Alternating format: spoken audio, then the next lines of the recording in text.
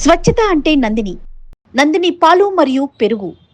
నమస్తే రమ్మగారు. నమస్తే జయ. రమ్మగారు, మనకి ఆంజనేయ స్వామి అనగానే సింధూరం గుర్తొస్తుంది. ఓన్లీ ఆయనకే ప్రత్యేకం. మనం ఆ కలర్ ఇంకెక్కడా చూడం.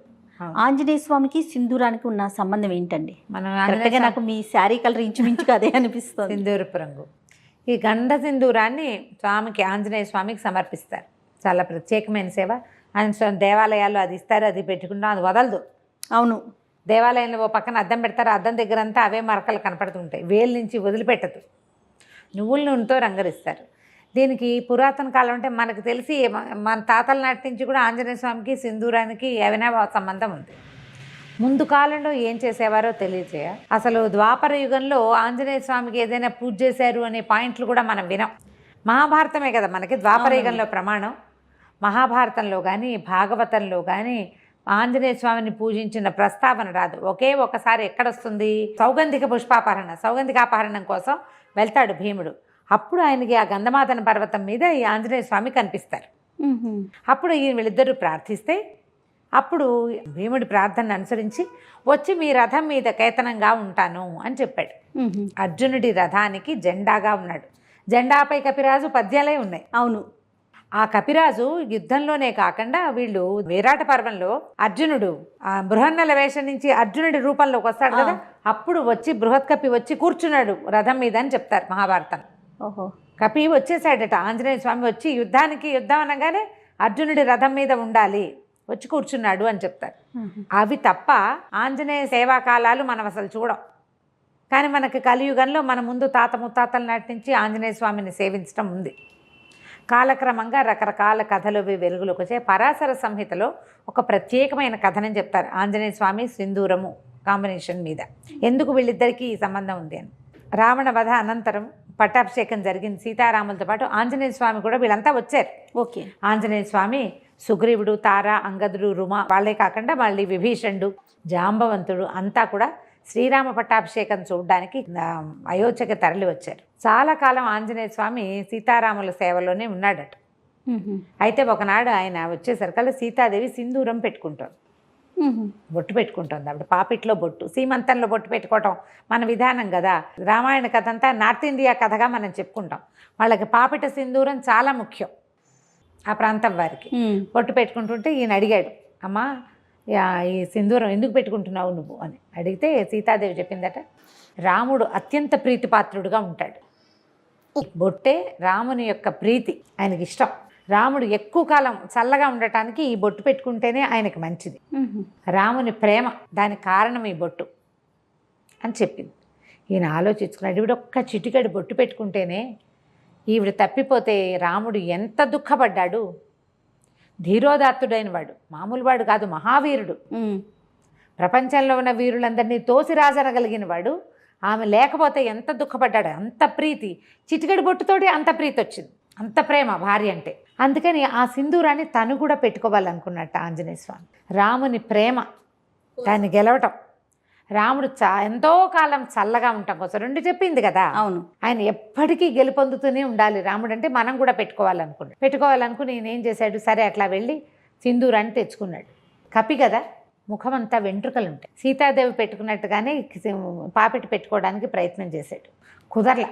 ఇదంతా హెయిర్ ఉంటుంది, కుదరలేదు.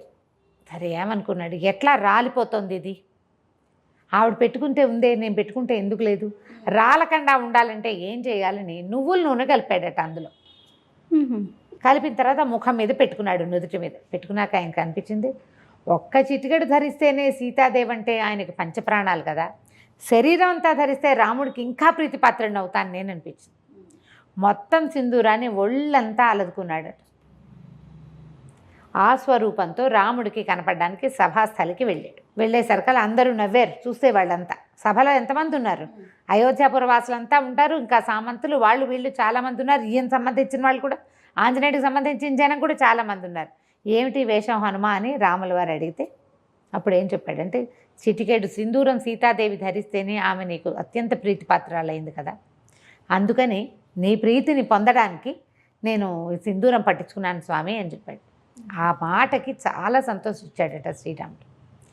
ఎవరైతే ఆంజనేయుడికి సింధూరం పెడతాడో వాడు నాకు అత్యంత ప్రీతిపాత్రుడు. ఏ ఇంట్లో ఆంజనేయుడికి సింధూరాన్ని ఇస్తారో వాళ్ళ ఇంట్లో నేను ఉంటాను. రాముడు మనతోటి ఉంటే ఏమిటి తక్కువేమి మనకు, రాముడు ఒక్కడుండు వరకు అన్నారు త్యాగరాజు. ఆయన ఉంటే ఏమీ తక్కువ లేదు, అన్నీ ఉన్నట్టే, సర్వం ఉన్నట్టే. భగవంతుడు మనతోటి ఉండటం.